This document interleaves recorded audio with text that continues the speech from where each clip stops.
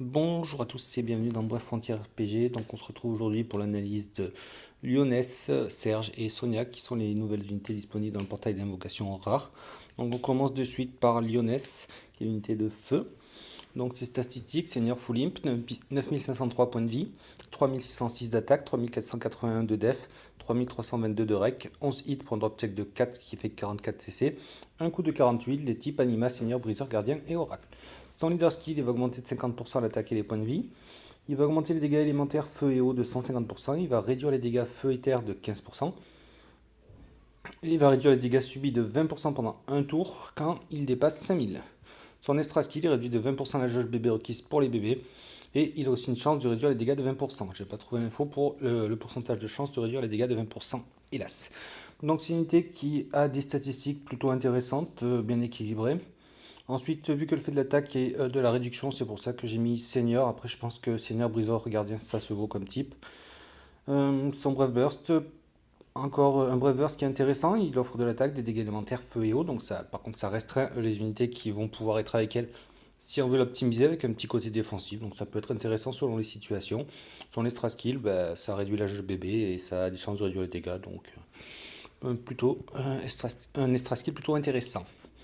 Son Breath Burst, donc il frappe à 370%, il coûte 27 CC, il en génère 15 attaques de feu sur tous les ennemis, il va augmenter de 125% les dégâts élémentaires feu et eau pendant 3 tours, il va augmenter de 7 CC la jauge bébé pendant 3 tours, et il va réduire de 10% les dégâts feu et terre subis pendant 2 tours. Son SBB, il frappe à 580%, il coûte 30 CC, il en génère 18 attaques de feu sur tous les ennemis. Il va augmenter l'attaque en fonction de la défense à hauteur de 70%, il va augmenter les dégâts élémentaires feu et eau, ou eau et feu, comment c'est marqué, de 125% pendant 3 tours, et il va augmenter de 100% l'attaque et la def des unités de type feu pendant 3 tours.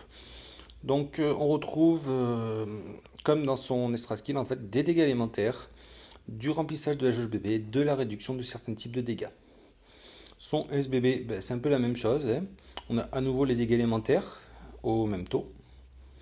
On a par contre du coup de la conversion de l'attaque en fonction de la défense. Donc bon, ça c'est un truc qu'on a déjà vu sur pas mal d'unités. Et on a aussi une augmentation de l'attaque et de la def pour un certain type d'unité pendant 3 tours. J'ai l'impression qu'en ce moment c'est pas mal ça. Donc du coup je rappelle l'augmentation de la défense de 100%. Donc je pense que c'est de la défense élémentaire comme buff. Du coup ça sert pour la conversion. Donc ça peut être intéressant. Malheureusement, son BB et SBB sont plutôt restreints, hein, ce feu et eau pour les dégâts. Donc voilà, il faut faire une équipe avec 2 éléments, en fait, si vous voulez pleinement profiter d'elle. On passe à son UBB, donc qui frappe à 1500%, il coûte 30 CC, il en génère 22 attaques de feu sur tous les ennemis.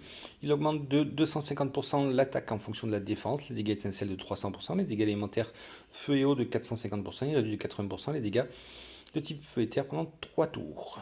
Donc un UBB qui va avoir une grosse conversion, qui va avoir donc des dégâts étincelles, des dégâts alimentaires aussi bien élevés pour les comme précédemment feu et eau. C'est ce qui revient, alors je trouve que c'est pas top quand même. Et une nouvelle fois la réduction, donc j'ai l'impression d'avoir dit quasiment les mêmes BB, SBB et UBB. C'est ce qui me gêne dans cette unité, surtout qu'elle fait de la conversion mais elle n'augmente pas l'attaque et la def, donc je trouve ça un peu moyen. On va passer à CSP du coup. Pour 10 SP, elle va augmenter de 20% l'attaque et la règle. Pour 10 autres SP, elle va augmenter de 20% la def et les points de vie. Pour 10 autres SP, elle va augmenter la jauge bébé de 3 CC chaque tour. Enfin, ça, jauge bébé. Pour 30 SP, elle va ajouter un effet de réduction de 10% des dégâts de type feu et terre pendant 2 tours au SBB. Oui, parce qu'elle n'a pas la réduction. Sur le SBB, du coup. Alors, attendez, est-ce que... ouais, c'est ça, j'avais bien dit. Pour 10 autres SP, elle améliore de 2 CC l'effet d'augmentation de la jauge bébé à chaque tour des bébés. Donc du coup, cet effet, c'est celui qu'on retrouve en effet sur le Breath Burst. Donc ce qui fait qu'elle augmentera donc de 9 CC avec son Breath Burst les jauges. Pour 50 SP, elle va augmenter de 25% l'augmentation des dégâts élémentaires de type feu et eau du Breath Burst et Super Breath Burst. Pour 20 autres SP, elle va ajouter un effet d'augmentation de l'attaque et de la def pour le type eau à hauteur de 100% et c'est ajouté au bébé SBB. Pour 20 autres SP, elle va améliorer l'effet d'augmentation de 20% de l'attaque et de la def pour les types O, donc 120%. Pour 20 autres SP, elle ajoute un effet d'augmentation de l'attaque et de la def pour les types feu, eau, bébé. Et pour 20 derniers SP, elle augmente cet effet d'augmentation de 20% de l'attaque et de la def pour les types feu. Donc, que je vois juste une chose. Oui, en effet, elle augmente les dégâts, mais elle augmente pas leur attaque et leur def. Ouais, c'est ça, elle augmente les dégâts. Honnêtement, c'est une unité qui joue beaucoup sur du coup l'augmentation de l'attaque, enfin qui joue beaucoup sur les éléments feu et eau. Donc je pense que si on fait une équipe avec cette unité, on va essayer d'axer notre équipe autour de ça. Donc moi je prendrai les 4 derniers qui me feraient du 80 SP. Et pour 20 SP, je mettrai attaque, rec, def et point de vie. Donc voilà pour Lyonnaise, je suis plutôt mitigé, unité vraiment axée sur les unités eau et feu, donc à vous de voir si vous faites des équipes autour de cet élément-là. Sinon après je trouve qu'il n'y a rien qui la démarque des autres unités. Une fois de plus, je le rappelle que augmenter la défense élémentaire d'unité peut être utile, ainsi que l'attaque élémentaire aussi, peut être utile en cas de conversion et tout, mais honnêtement, craquer 10 gemmes pour cette unité, c'est pas ce que je ferai. On va passer donc du coup à Serge. Alors, juste une seconde, je note un truc. Qui est donc l'unité de terre. Donc c'est statistique, senior full limp, 9284 points de vie, 4036 d'attaque, 2994 de def, 3236 de rec, 9 hits pour un drop check de 5, ce qui fait 45 cc, un coup de 48, les types Anima, Briseur, Gardien, Sinner et Oracle. Alors Anima avant Briseur parce qu'il a peu de def à nouveau. Donc c'est pour ça on va essayer de privilégier quand même les points de vie pour que l'unité survive et tienne le plus longtemps avec nous. Son leader skill, il augmente de 80% l'attaque, de 40% les points de vie max, il va augmenter les dégâts des coups critiques de 150%, le taux d'apparition des CC et des CV de 20%, de 7 CC la jauge bébé lorsque les dégâts infligés dépassent 30 000. Son extra skill, il va augmenter les dégâts des coups critiques de 100% et de 50% les dégâts étincelles. Donc c'est une unité, vous l'avez bien compris, qui est axée sur les dégâts, avec le petit effet de remplissage qui peut être intéressant. Une nouvelle fois, si vous faites du farm, si vous faites du Frontier Hunter, ça peut être intéressant. Après, je ne le prendrai pas pour résister dans les défis les plus durs. On passe à son Breath Burst. Donc il frappe à 660%, il coûte 14 CC, il en génère 14. 14 attaques de terre sur un ennemi. Il augmente sa jauge bébé de 50 CC pendant 3 tours. Il augmente l'efficacité des CC pendant 3 tours à hauteur de 50%. Il augmente le taux de coup critique pendant 3 tours à hauteur de 60%. Et il augmente de 100% l'attaque et la def de type terre pendant 3 tours. Des unités de type terre plutôt. Son SBB, il frappe entre 1000 et 2500%, c'est énorme. Il coûte 25 CC, il en génère 18, 18 énormes attaques de terre sur un ennemi. L'utilisation répétée augmente les dégâts de 500%, 3 fois maximum. Et il va remplir sa jauge bébé au max. Il va augmenter son attaque et sa def de 100% et les dégâts de 50% des coups critiques pendant 3 tours. Il va aussi augmenter son taux de coups critiques de 60%. Donc vous l'avez compris, Serge est une unité qui va frapper une seule unité, donc c'est un tueur de boss. Avec du coup sur son bébé un effet de remplissage via sa jauge bébé qui va être augmentée, l'efficacité des CC, plus donc du coup une augmentation de l'attaque pour les unités de type terre et son taux de coup critique. Et ce qui est bien, c'est que son SBB qui frappe fort, il va remplir en plus la jauge bébé au max et il va augmenter son attaque et sa def. Donc je pense que l'effet du bébé et du SBB peuvent se cumuler. Ensuite, les dégâts des coups critiques et le taux de coups critiques, ça c'est plutôt bien à prendre. Donc une unité pour tuer les boss. Si on a eu Serge qui est gratuit. Mais si vous en cherchez une, que vous avez des gemmes à craquer, allez-y. Mais sinon, moi personnellement, je vais passer mon tour, même s'il a l'air intéressant. Il aura en fait qu'une seule utilité. Ça sera pour tuer les boss, comme là on voit l'écran Calonne. Voilà, c'est la seule utilité que je trouve à une unité qui frappe un seul ennemi. On va quand même parler de son UBB, donc qui frappe à 1500%, il coûte 30 CC, il en génère 22, 22 attaques de terre sur tous les ennemis, cette fois-ci, c'est pas sur un seul ennemi. Il va augmenter son attaque de 350%, les dégâts des coups critiques de 300% pendant 3 tours, et je pense que l'attaque c'est pareil, c'est 3 tours. Il va avoir 50% de chance de faire des coups critiques étincelles, des étincelles critiques plutôt, à hauteur, donc au lieu de 50%, ce sera 150% là. Pendant 3 tours, et il va augmenter de 50 CC la jauge bébé pendant 3 tours. Donc un UBB qui frappe fort.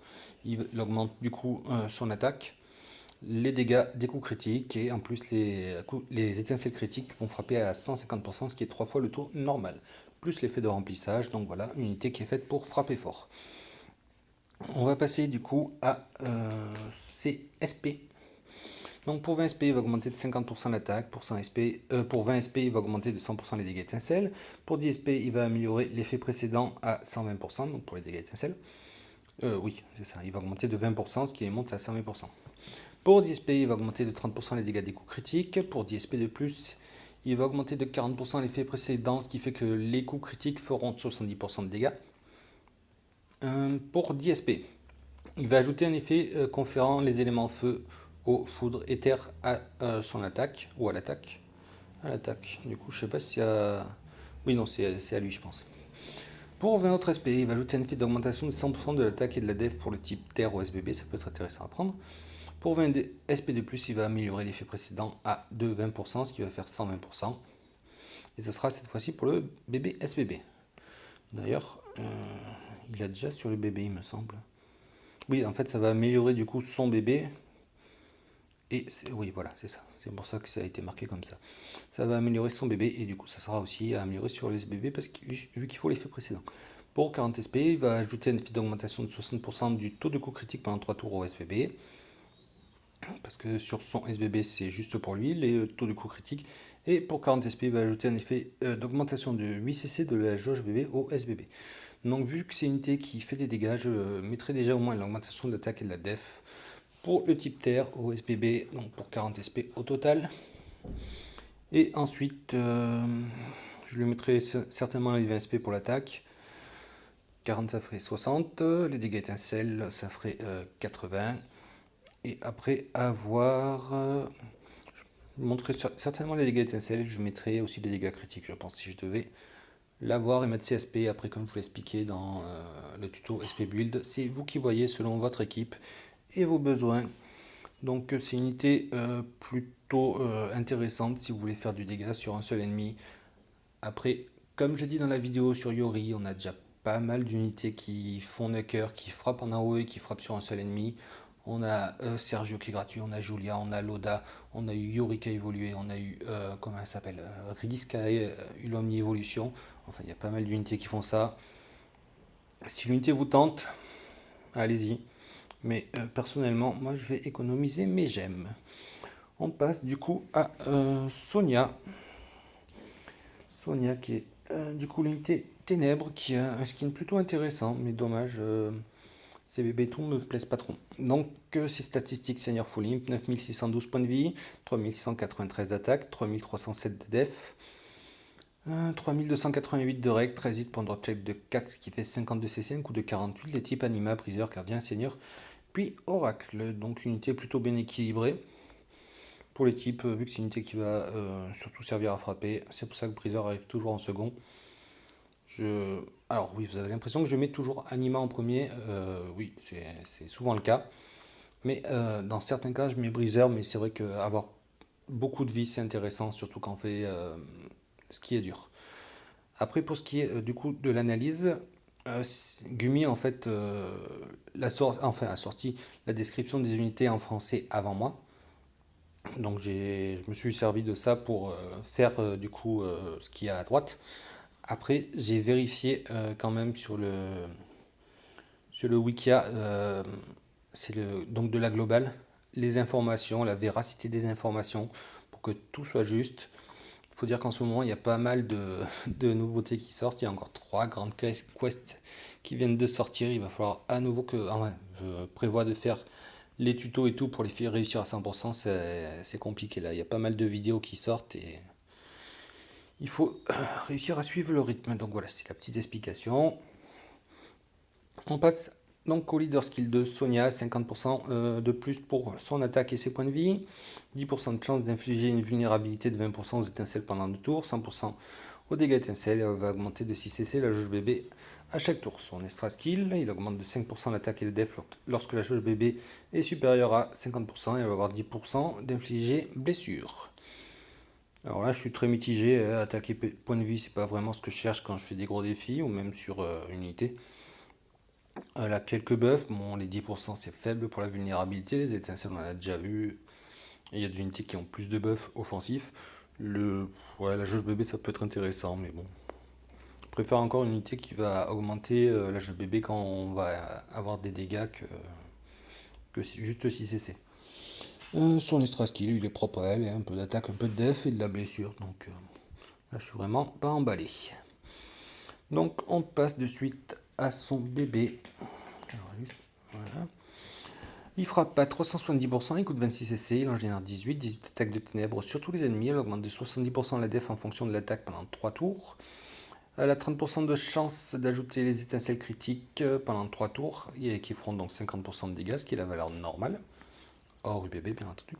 Il va y avoir 50% de chance Non, il va y avoir 50% de chance de récupérer des points de vie en attaquant à hauteur de 3% à 6% pendant 3 tours.